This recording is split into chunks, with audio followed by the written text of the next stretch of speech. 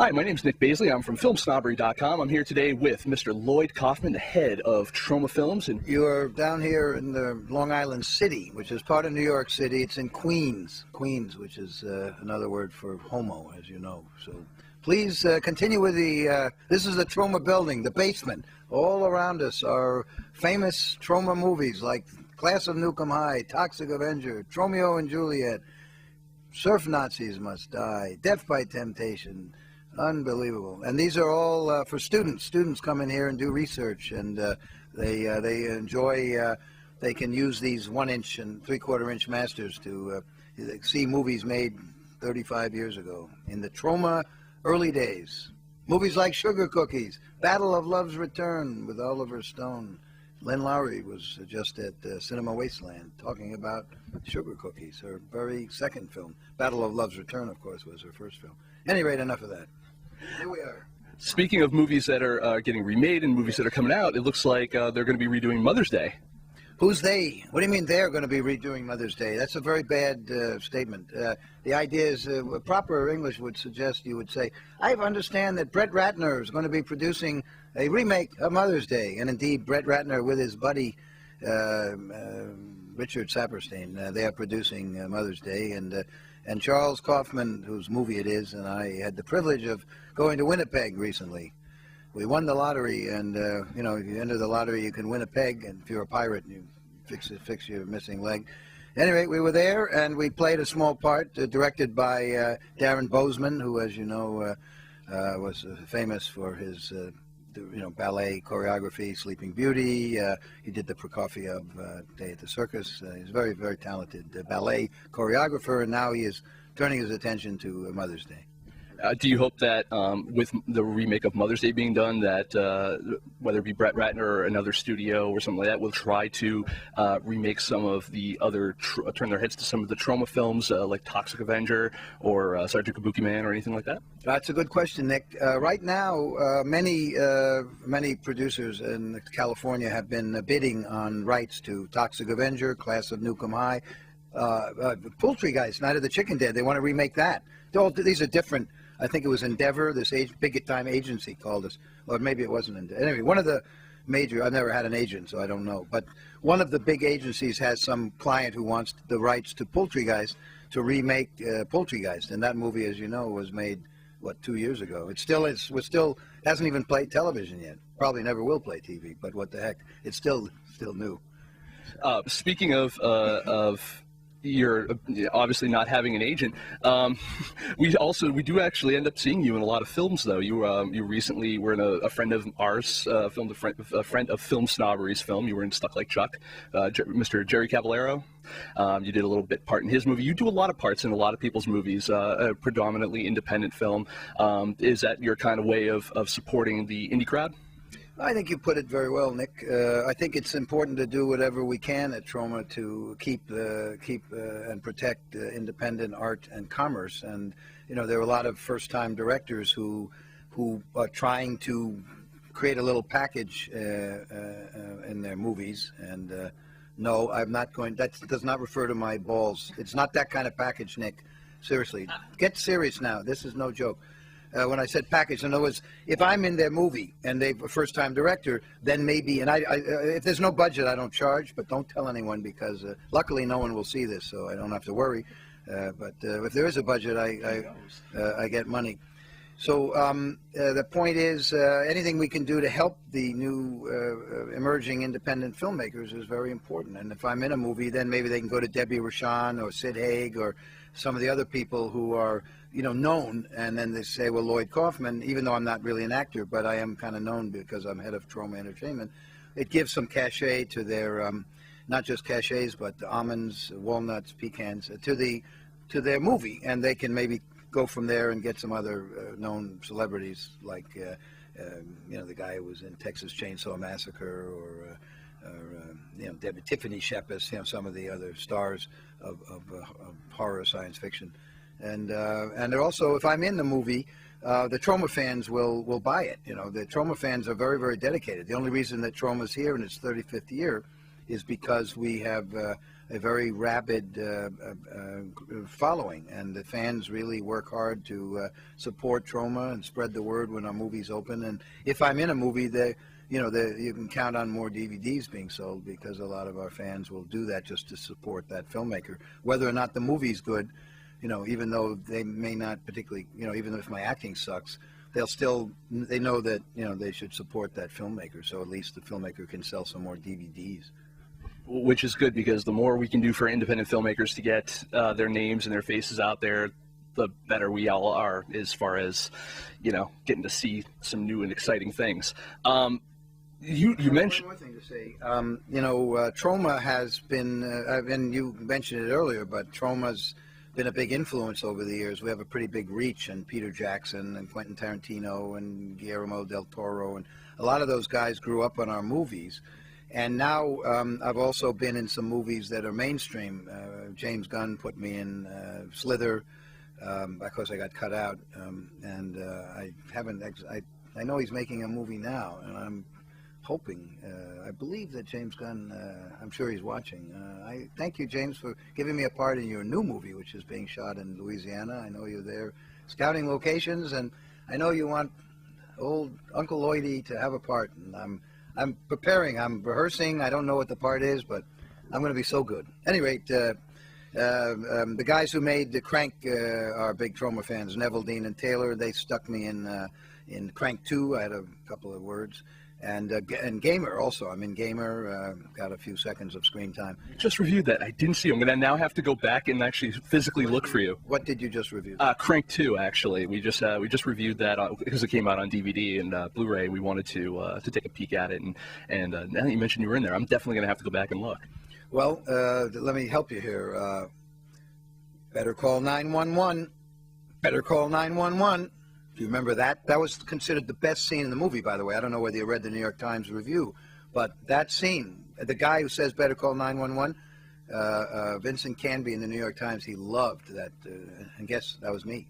Yeah, see, I knew that the movie was lacking something up until that point, and I was sitting there and like Statham seeing him. Lloyd Kaufman, though, you gotta stand up and pay attention. Well, it's a great. I mean, the movie is terrific. I mean, I think Crank 2 is, and I loved Crank, the first one, but Crank 2 I think is even better. But it's terrific. But it is amazing how the critics did focus on my performance. It really was a tour de force, and also Gamer too. There, I don't even need lines. My body is so profoundly effective that in Gamer I just keep walking into a fence, and a chain link fence. I walk and bump into a fence over and over and over, and it's an amazing. I believe Films in Review and Film Comment, they still talking about that performance. Yeah, I distinctly remember an interview or a little blurb in the Village Voice regarding that performance, and they said it was Kafkaesque, and it was just absolutely astounding, mind-bending, I think is even the word that was thrown around. Well, Gamer, by the way, is a terrific movie, and it's the first mainstream movie to be shot with the red camera. And if you get the Direct Your Own Damn Movie DVD box set, I mean, the book is very good, and the book does have an interview with Neville, Dean, and Taylor, the Crank directors and Gamer directors. But the DVD box set, I went behind the scenes on both those movies. I filmed the first, the red camera being used on a mainstream movie. I filmed behind the scenes on Gamer, and there's some interesting lessons for students. If any of you are students out there, check out the Direct Your Own Damn Movie DVD box set.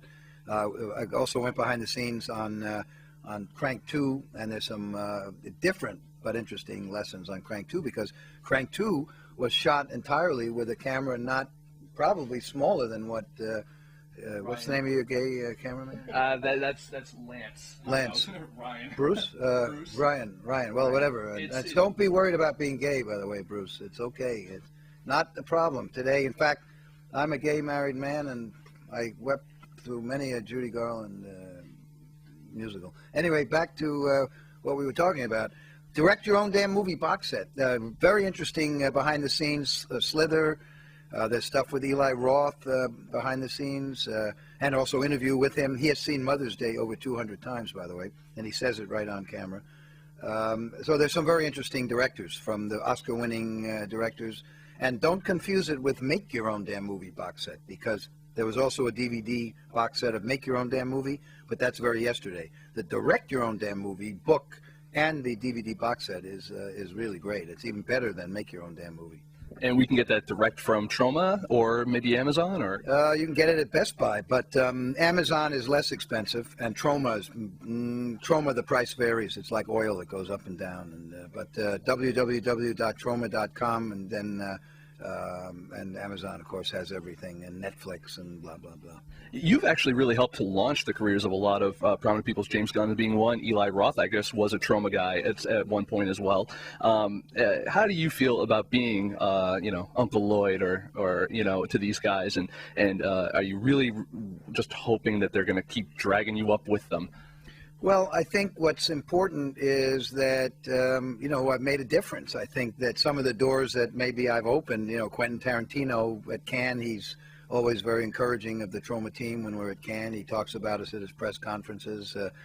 We have a big reach. Peter Jackson was a big fan of Toxic Avenger in the old days. I don't know whether he's seen Poultrygeist, Night of the Chicken Dead, but Guillermo del Toro sees every movie. He wants to direct Toxic Avenger. My guess is he's too busy, but he would love to direct Toxic, and he'd be very good to direct Toxic Avenger, if there is a remake. But these guys are all, the Farrelly brothers have seen Squeeze Play and Stuck on You and Waitress and First Turn On. I think from what I understand, they were fans of those raunchy comedies, and they brought you all these much better movies like Kingpins and stuff like that.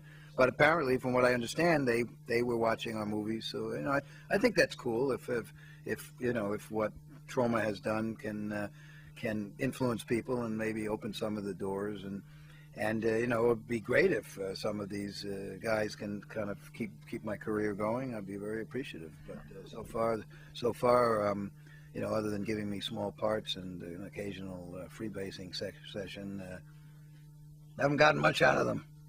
We, us coming here and just in general, I mean, we've gotten a lot of support even just coming here from the independent film community, because independent filmmakers, this is like Mecca. I mean, this is like the East Coast Hollywood.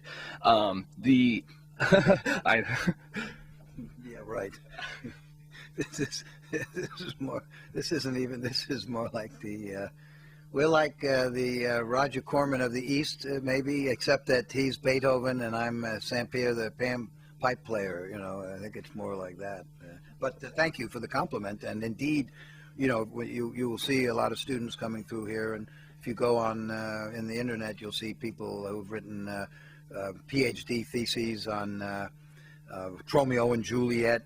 Romeo and Juliet's written all over the world. People write about it and show it in universities. And I mean, Troma's got a big influence, but it's very difficult now because of the consolidation in the entertainment industry. The conglomerates control so much of the pathways to the public that it becomes more and more difficult to get one's movies to the public. And Troma's 35 years old now, and we're aberrant. I don't think you'll find any other independent movie studios. We're probably the oldest in the world, and unfortunately, most of them are less than 5 years old, and that's a real pity. Yeah, that's actually one of the things I even kind of wanted to get at, as far as the consolidation of all the studios and the conglomerates. Did you say consolidation? You said consolidation. I've got one-track mind, and I definitely believe I said consolidation. I just want to show you that we artists, we are very sensitive. We have ear for the detail. Indeed, we do. We have ears and eyes for it. The question I have is, you said Troma is over 35 years old. Yes. A lot of the history of Troma is something that a lot of people they're not necessarily aware of. How the heckle did Troma get started? You said how the heckle? I said how the heckle. That's cool. But Heckle and Jekyll were stereotypical Negro crows in Song of the South, so I don't think that was politically correct, Nick. You're a racist. You are a racist. That just goes to show you've never seen the show, because you would have found that out like 20 episodes ago. No. Let's stand up now so that because we've come to an important moment. I just want to make sure you're taller than I am. Yes, sir. Okay, we can sit down. No. Let's stay standing up because these are the serious questions now. I thought you were going to put me on my knees, but okay. No, shit, no. Yes. The history of Troma is really. it's long, and you guys have been around for so many years. But I think that a lot of what is lost is how did you get to this point? Like, how did Troma start? How did we get to this point? That's a very good question. I went to Yale, and it's been downhill ever since. It's been A series of poor choices. very, very sad. Yeah, it's pretty sad.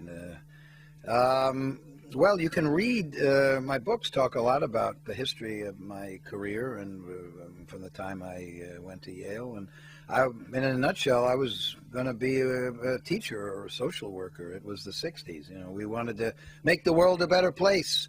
Teach people with hooks for hands how to finger paint. You know, help bums to paint happy faces on beads and string the beads together. You know, good things. But at Yale, I was put in a room. My roommate was a movie nut, and he ran the Yale Film Society. And so I started drifting in to watch movies. I never knew what a film director was. I never heard that term. Never heard who's Charlie Chaplin? He's a clown, right? I didn't know he's a director of movies, and he writes music, and he writes the script, and and John Ford, and Buster Keaton, and Howard Hawks, and Stan Brakhage, and Andy Warhol, and Fritz Lang, and Ernst Lubitsch, and Ernst Lubitsch, and Ernst Lubitsch, and Ernst Lubitsch.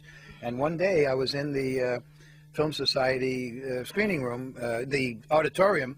About 2 other people were in there, and they were presenting Ernst Lubitsch's To Be or Not to Be, starring Jack Benny, Carole Lombard, and Robert Stack. And I decided during that very performance or that very screening of To Be or Not to Be, that I would give what I have to the movie-going public. And it was as easy as getting up from the lazy boy and going to the refrigerator and opening a vial of crack and pulling out my pipe and stem and smoking it. And it just was. And so if you want to blame somebody for Troma, go to the graves of Ernst Lubitsch, Robert Stack, Carole Lombard, and Jack Benny and take a shit. I don't even have a comeback for that. That awesome. Wow. As far as... By the way, I just learned, thanks to Trey Parker and Matt Stone, who made Cannibal the Musical for Troma, that if you take food and shove it up your brown eye, you can shit out of your mouth. And I learned that from a South Park episode recently. It was a very interesting. So, you know, just so you young people, the point is, rules are made to be broken. And Trey Parker and Matt Stone, who got their start here in Tromaville and are major fans, they are they're enlightening us. I mean, where they're geniuses. I mean, they're so much more talented than I will ever be. And I'm very grateful to what they've taught me. Even though I'm a good deal older than they are and have been all over the world, I'm still learning. You have been a big proponent in, you know, some of the older books that you did, the Make Your Own Damn Movie. You were a big proponent for film, and now with Gamer coming out on the Red, and you know, a lot of digital film being shot now, whether it be on HDV or DV or even just straight to a hard drive. Have you found it? Do you still prefer the look of film versus a digital look, or are you starting to kind of come on over to the dark side? Well, I still prefer the look of film, but. Ooh, Nick, please control yourself. I've been making movies for 40 years. How could you do? That's terrible. Plus, in front of a gay cameraman. Come on, that was a statement, a homophobic statement, right? Well, you're hostile, and I don't think that's right. We at Troma are all for gay marriage, and in fact, I am a gay married man, but I'm unfortunately, I'm married to a woman. You know, it's funny. You burped, but you smelled like him. I did not burp. That was funny. I didn't burp. That was you. That was me. If I smell like him, it has nothing to do with the burp. Oh. It has to do with something else, something very politically correct. Now, getting back to Roman Polanski and the fact that Martin Scorsese and all of your Hollywood heroes are supporting a fugitive child rapist. That's a good thing, right? Martin Scorsese, by the way, who also gave a namer, gave a snitch, gave a person who got people blacklisted during the blacklisting period. Martin Scorsese personally handed Elia Kazan a Lifetime Achievement Oscar. Now he goes and he supports, along with the other wonderful supporters of pedophilia, Woody Allen and Harvey Weinstein, and apparently it's okay to fuck a child to quaalude and rape and give champagne and drug and take advantage and anally or whatever sodomy. I don't even know what sodomy is, but whatever it is, you can do that to a child. It's okay if you're an artist. Apparently, if you're a talented artist, you can do that. According to Martin Scorsese, good.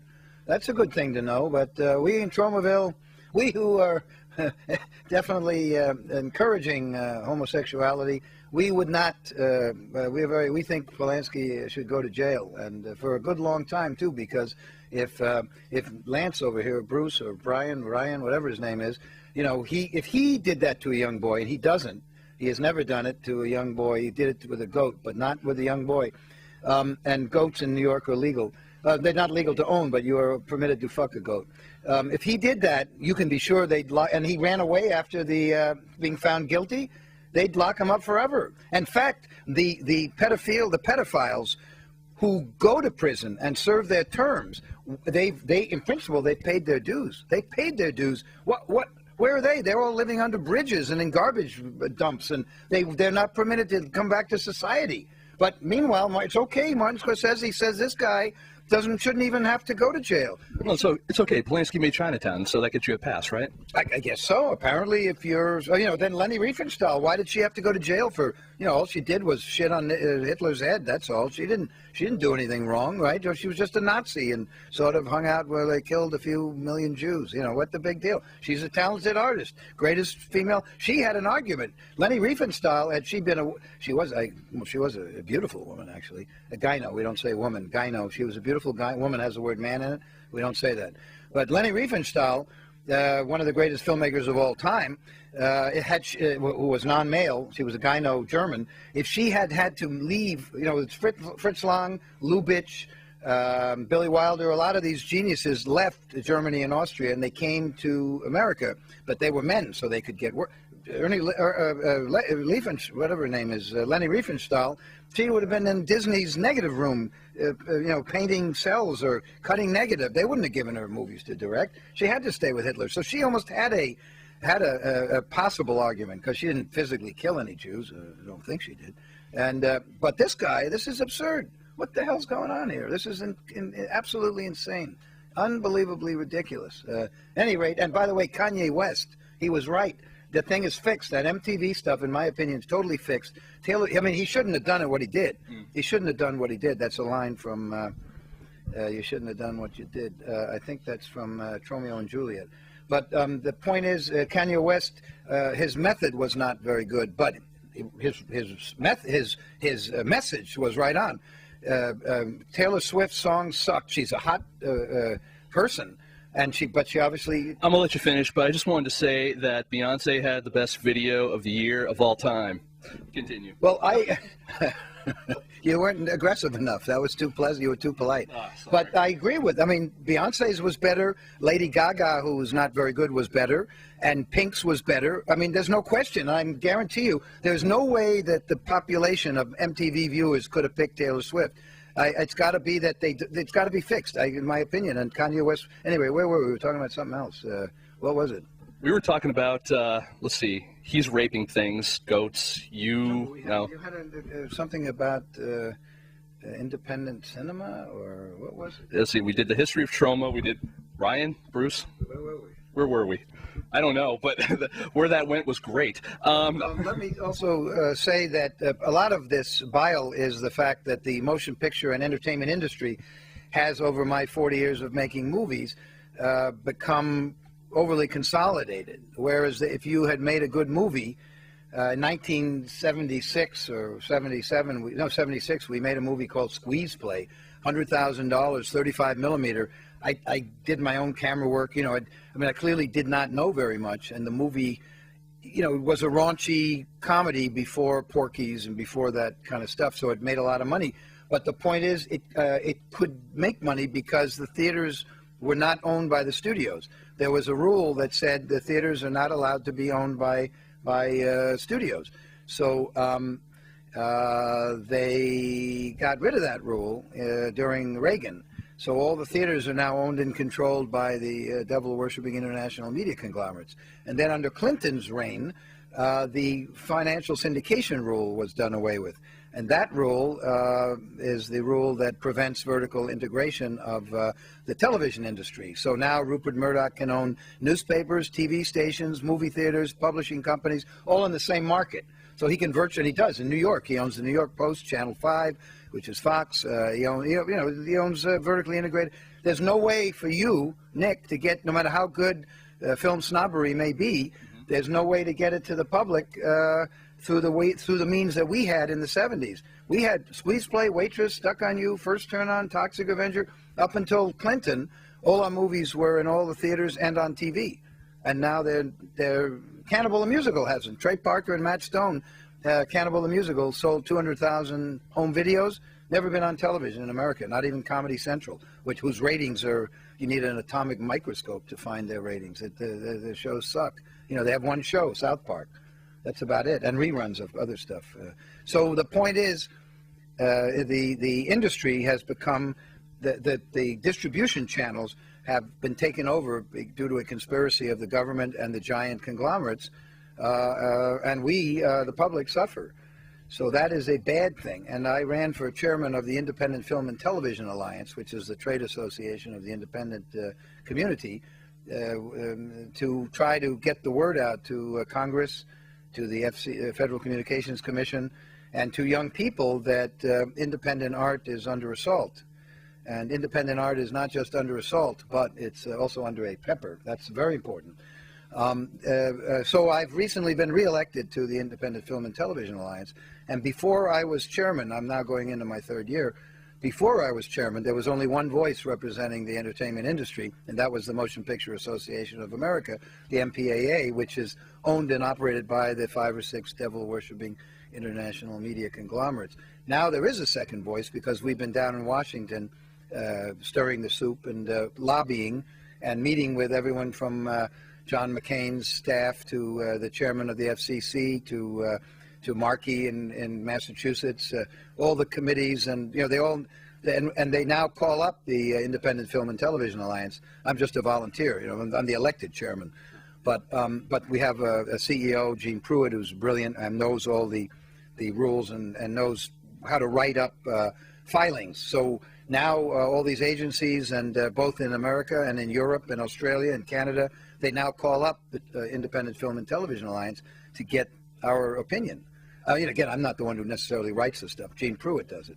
But, this has been, I think, kind of my agenda as chairman. It's why I got myself, it's why I ran for that particular position. It's not paid, obviously.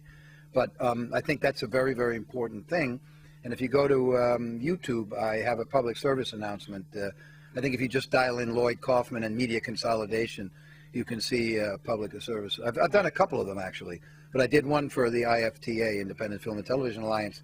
I did one for them that just has my face, and it's a very important message, and it's very amusing, and it's had about 20, for such a dry subject as media consolidation, that about 20,000 views are there, and so it's aimed at young people, try to get young people aware of it, because you guys are the ones who have to stop this elitism and the control of our media by a small number of individuals. Speaking of the MPAA, you had brought them up. With the passing of Mr. Valenti, have you found that you're getting a little bit less opposition for some of the rating stuff that's been happening, so that maybe you guys can get your film seen by a more mainstream audience? If you want to see some amusing footage with Jack Valenti, I filmed him in action in Texas on the Make Your Own Damn Movie DVD box set, and not to be confused with the Direct Your Own Damn Movie DVD box set. There's some very interesting and amusing footage involving Jack Valenti and urination, so I think you'll have a good time with that. No, the MPAA won. They won. They used the rating system to eliminate competition, and so Troma's War, one of our masterpieces, which came out at the same time as Die Hard, bullet hits were cut out, punches were cut out. In order to get an R rating, they basically made the movie a Disney movie, G-rated. Whereas Bruce Willis, a Die Hard movie, exploding kneecaps and violence, and the violence in Troma's War is kind of cartoon violence, and the violence in Die Hard is serious violence. But they won. They got, now we don't even bother getting our movies rated because We can't get into movie theaters on a. The first Toxic Avenger played in 2,000 movie theaters in the United States. Poultrygeist, Night of the Chicken Dead, maybe 300, but one by one, not all at once. In New York, Poultrygeist had one screen, and maybe two screens. And in the Toxic Avenger, when it came out in New York, had 60 screens. So the point is, they've won. Then the rating boards are irrelevant at this point. It must make you somewhat happy that Blockbuster Video, who I know that you don't like, or I've heard you don't like, has just, I guess, announced that they are closing, like, say, 900 of their stores. Do you think that this is a direct correlation of the lack of Troma titles in their collection? Well, Blockbuster failed to take my advice. In other words, I basically objected to their strategy. See, they were owned and operated by Viacom, who owned Paramount and MTV and VH1 and Regal Theater, whatever, the movie theaters, showcase theaters. Yeah, National Amusements, exactly. So they thought that, well, we can brainwash the public into accepting 50 copies of Fool's Gold instead of having maybe 3 copies of well, they should have no copies of Fool's Gold, but at least 1 or 2, because nobody wants to see that one. And maybe have 2 copies of Poultrygeist and 2 copies of Toxic Avenger and have 2 copies of 25 movies instead of 50 copies of one movie. But they were so arrogant, they felt they could brainwash, they could do what Chairman Mao did in China and brainwash people. But the American public is too smart for that. The American fans will get around monopoly. So one way or the other, they're going to find the Troma movies. And I don't just mean Troma, there are other independents. But we've never had a movie in Blockbuster. And so, I'm not surprised that they went out of business, and they're basically bankrupt. They brought in fact, perfect, they brought in a guy from the fast food industry to run Blockbuster. They brought in a guy, if I remember correctly, they brought in a guy who used to work for Burger King or something. And basically, that's what they think of movies. They don't see it as art.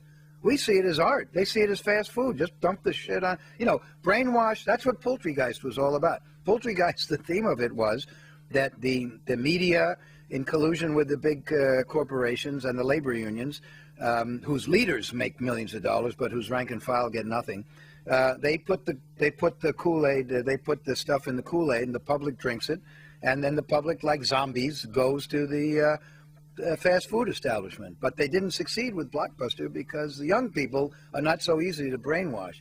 The older people you can brainwash, and I think children you can brainwash. But it's very hard to brainwash kids who are 16 to 30. They don't brainwash easily.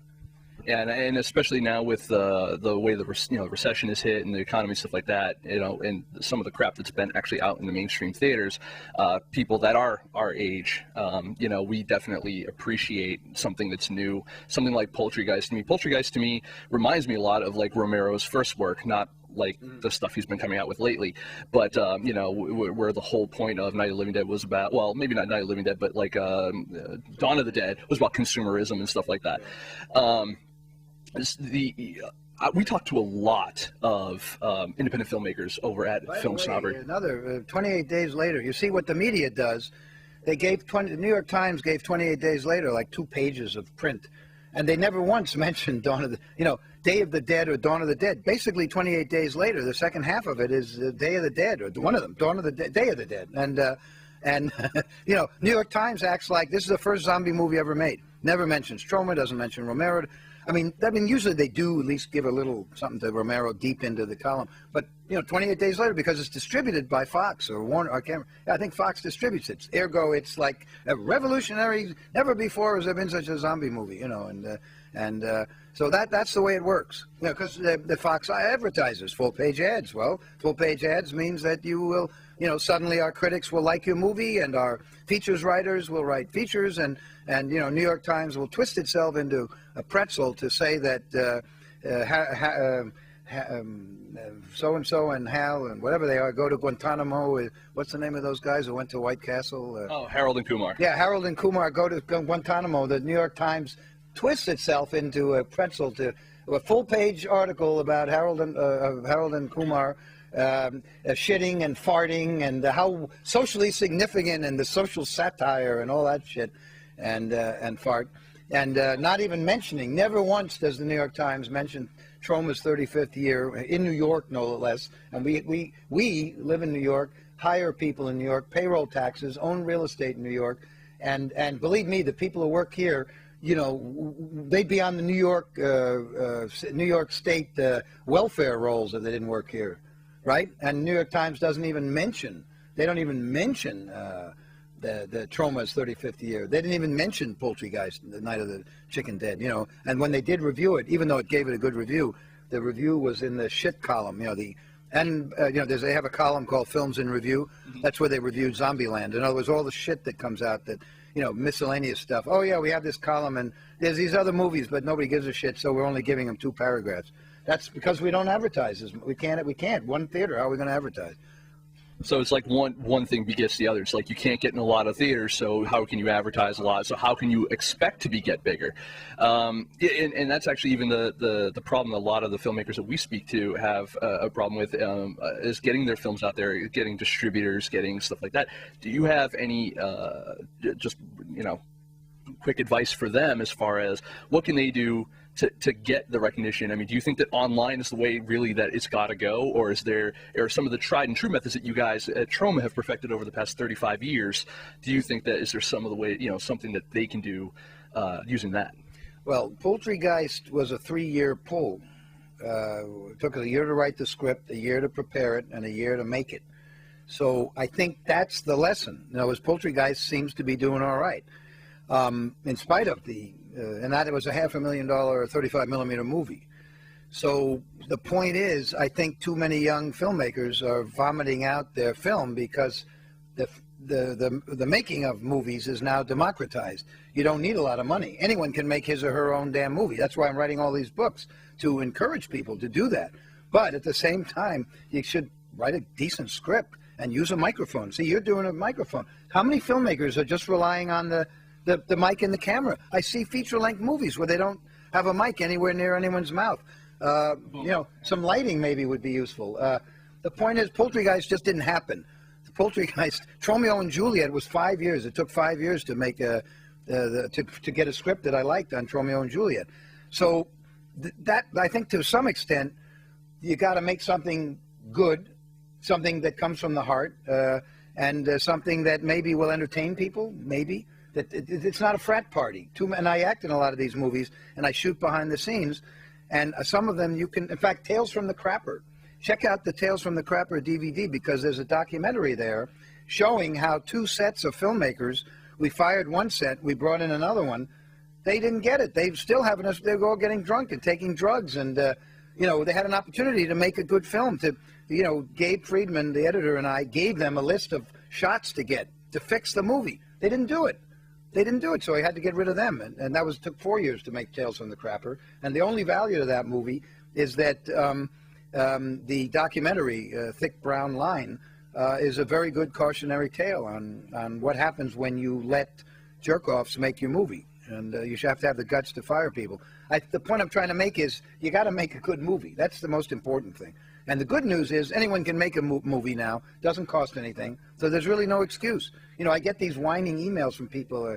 Now, what kind of camera should I have? And I can't get a camera. And I don't know how to get the camera. And where can I get money? And people think there's a secret Swiss bank account. You don't need it.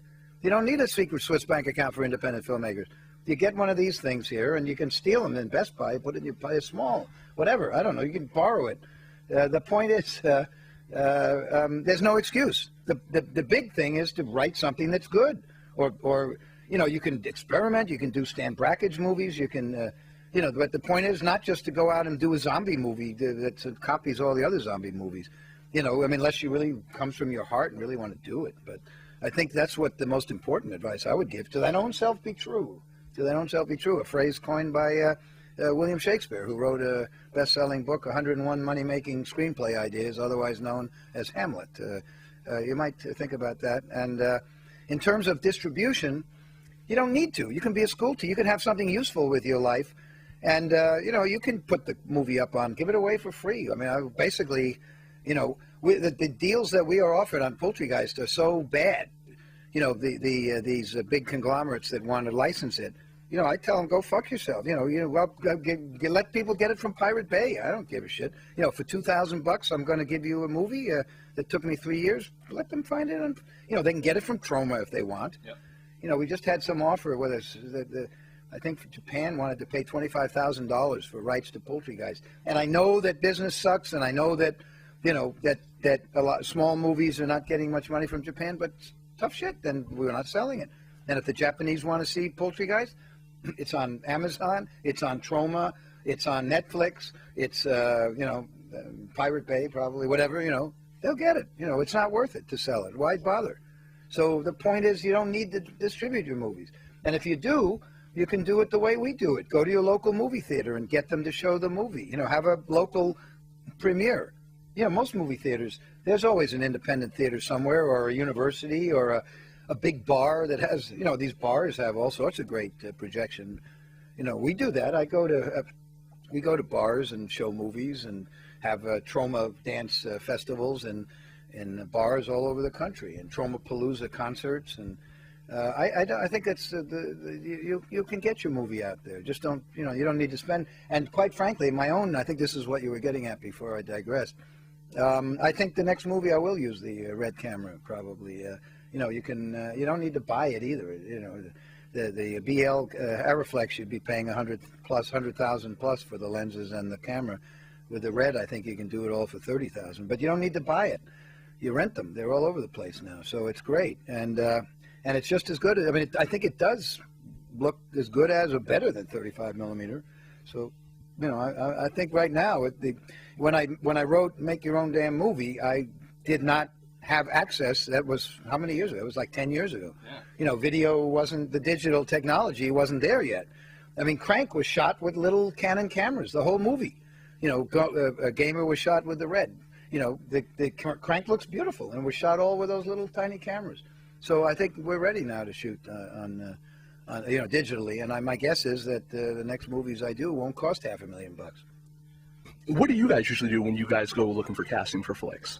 We just put Troma's making a new movie, and there's a line around the block, where the internet is, Craigslist, all the obvious, and I have a MySpace and Facebook and Twitter and all that stuff, so I use it.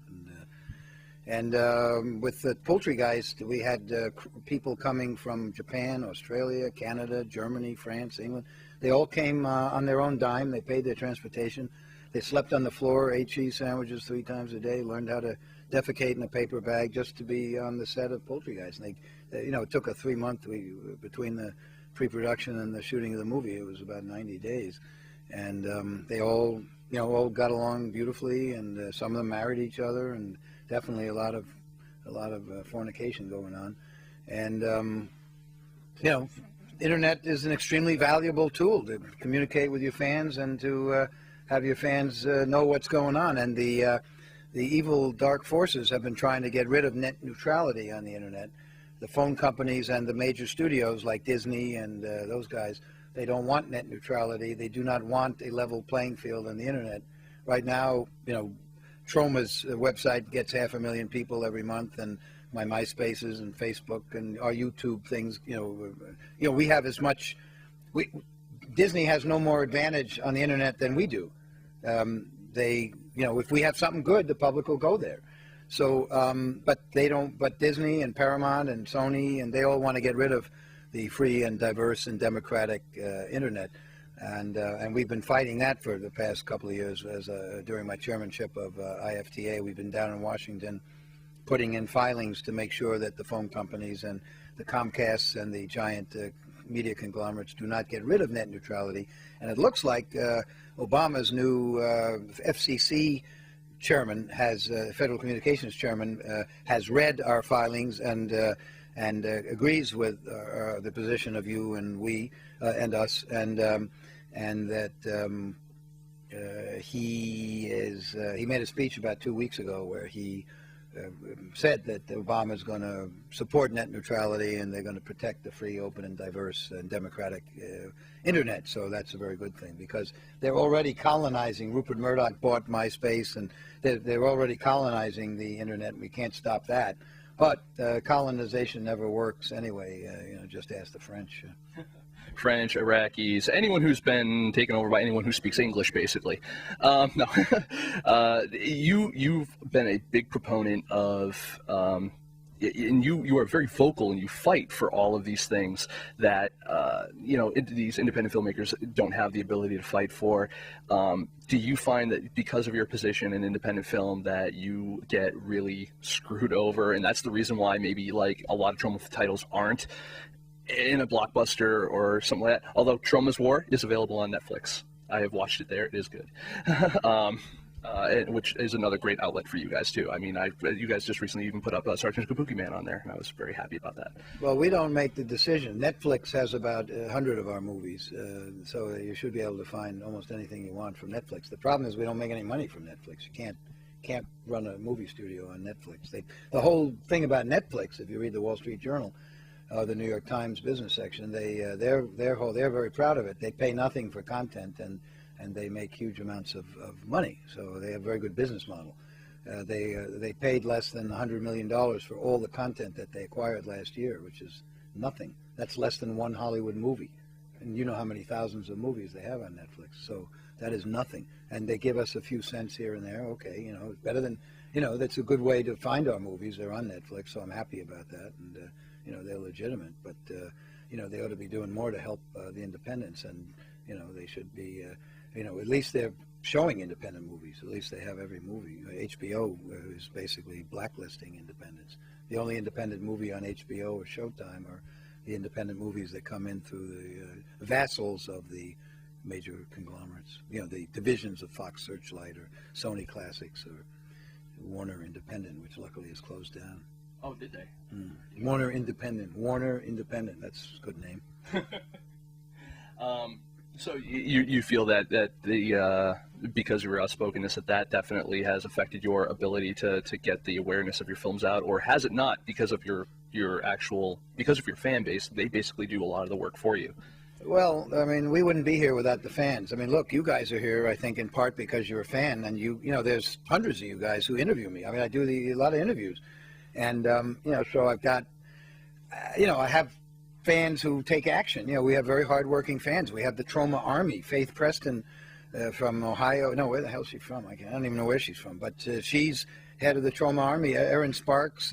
There are people who, that's a set of fans who, anytime anything's happening, they go out and repeat whatever I've put on MySpace or Twitter, and they go out and disseminate it. So there's like 1,000. It's multiplied by 1,000, and there's people like that. There are organizations. There's Troma. There's Tromatonic in Europe. There are these Troma fan sites. The Lloyd Kaufman fan site. I don't touch it. That's all fan work.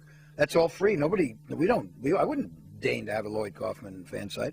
I wouldn't be arrogant enough. But a fan did it, and then another fan took it over, and we have a guy named Matt Hoffman, who is currently doing. Although he just got married. Big mistake. At any rate, because it's going to cut into his work. Yeah, he hasn't been updating my website, but I think he's back from his honeymoon. And at any rate, so the point is, we're very lucky. We would not be here. We would be gone if it weren't for the fans. If it weren't for the internet and the fans, we would definitely be gone. And so we're very grateful to our fans all over the world, not just here, but just keeping the Troma tradition and alive. I think that I have a bad reputation with the mainstream. I've been told by directors that there's no way I would ever be hired only because I am maybe too, not because of my political views, just because I would be fighting on the set for certain artistic freedom. And so from what I'm told, even though all my movies have made money, I'm untouchable from the point of view of being hired to direct a movie. And the kind of scripts I've gotten actually to direct have been horrible. I mean, really horrible. Stuff I wouldn't do unless I was paid a huge amount of money. So I actually have never gotten a decent script to direct for somebody else. It's all been schlock. And from what I gather, I'm pretty untouchable as far as getting, anyone hiring me. In terms of distribution, I don't think my political views have anything to do with it. I think it is that the giant media conglomerates have been able to get the laws changed so they control the marketplace 100%. They are strangling the independents. The independents cannot survive. And the proof is that you find an independent movie studio that's more than 5 years old. It'd be hard to find. There may be one or two, But you know, Troma's 35 years old, and that's it. And Roger Corman's current company has been around for a long time, but he's had the good fortune of selling his company 2 or 3 times. He just received the Lifetime Achievement Award, didn't he? He did, but he's going to be getting a Lifetime Achievement Oscar, which is very cool. That's fantastic. And I've written many blogs, essays, and books in which I've suggested that in a fair world he would have gotten a Lifetime Achievement Award a lot sooner than the snitch named Elia Kazan, given by the perverted. Well, no, given by the who has to be a pervert, Martin Scorsese. He's got to be perverted. He's got to be. He must have taken so much fucking coke. You know, these guys that pass themselves off as, you know, I'm the, you know, fuck him. You know, he may be talented, but that isn't what life is about, folks.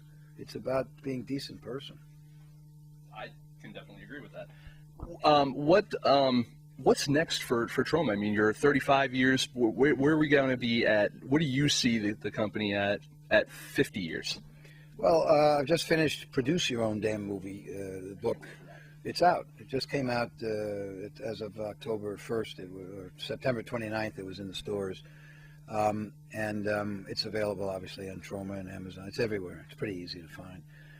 And we're working on the box set for Produce Your Own Damn Movie. And what's interesting there, it's my most serious book, because I basically I don't know much about producing, other than, you know, we take the money and we make the movie. You know, we've never, you know, done pre-selling or packaging and Produce Your Own Damn Movie. I interviewed Oscar-winning producers and found out how they put the star packages together and get the studios to do it. I interviewed people who go to Europe and pre-sell territories and then finance their movies through Canada and foreign rights. And so I interviewed people up and down the food chain, from the Oscar winners to the guy who's making Bloodbath in the House of Knives, you know, for no money, literally no money. That movie I acted in. And so it's a very interesting book, and it also has about half the book has my theories of how I've been producing. So I just finished that, and that's done, and now I'm trying to write a couple. I've got 2 or 3. I got 3 projects I'm sort of working on. I don't have a beginning, middle, and end. We are indeed developing the 5th Toxic Avenger movie, that will probably concern his offspring, the twins that were born in the 4th Citizen Toxie. The story will continue, but it will focus on, I think, on the Toxic twins.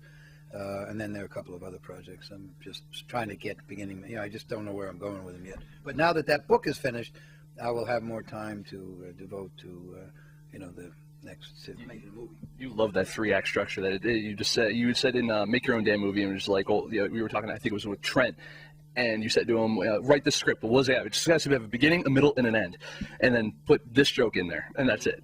Well, I gave him the beginning, middle, and end. What he didn't have was how to do it. You know, I gave him certain elements too, and he had to do it, and it had to be done during his honeymoon. So I think that was probably pretty good, because he probably had a lot of pent-up energy to put in the script. Instead of wasting it on fucking, he was able to write a very good first draft. All right. Well, I want to thank you, Lloyd, for letting us come down here into your home and your office and sodomize you and sodomizing me. I really appreciate that. I'm sure the bleeding will stop soon. No, we really thank you very much for coming on down here in a serious manner and just meeting with us. And you know, you are a god to the independent film industry, and so at this point, it's, you know, like us kneeling at the Pantheon, and you know, we're really happy that you could take, you know, a little bit of time for us, and for the folks at FilmSnobbery. You know, what we do is we really do champion independent film. You know, I tell people it might take me 3 or 4 months to get to your flick, but I will review every flick that comes across my thing. Whoa, it's fascinating, Nick. Tell me more. Tell me more. Where did it all start? Where did it all start? All right, you don't want to know. I say thank you to FilmSnobbery. Thank you to our fans. And may the toxic force propel you to create your own damn art. Doesn't have to be movies. Could be art. Could be anything. Not art. Could be Nancy or gay Brian here. Whatever. Just make it. And be true to yourself. And don't have to live in a refrigerator box like I do. That's it. That's a wrap, guys.